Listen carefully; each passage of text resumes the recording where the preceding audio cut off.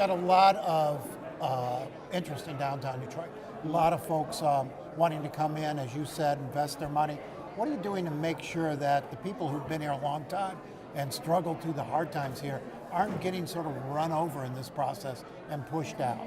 You know, it's one of those interesting things. There's been this whole conversation about community benefits agreements and how do you ensure community benefits. There's some core principles in terms of how deals should be structured that really can ensure that. Number one, there needs to always be some sort of employment, threshold, and ideally there should be a local number in there. There should be clawback agreements and development agreements that say that if you don't perform, that there is the ability to claw back some portion of an incentive or anything that's.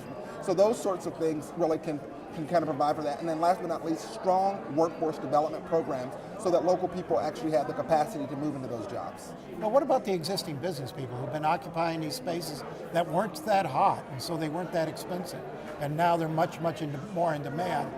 What are you doing to protect them or to help them find other spaces? Well, one of the things that's been very interesting is the New Economies Initiative partnered with the DGC, and we actually did a program where we gave out $10,000 grants and several $100,000 grants to businesses that been up and that have been holding that up. And I think more things like that are going to be really, really critical. And then also through our D2D program, we connected existing Detroit businesses to companies that would buy those services. And last year, we grew the spend from $550 million between Detroit businesses doing business to $810.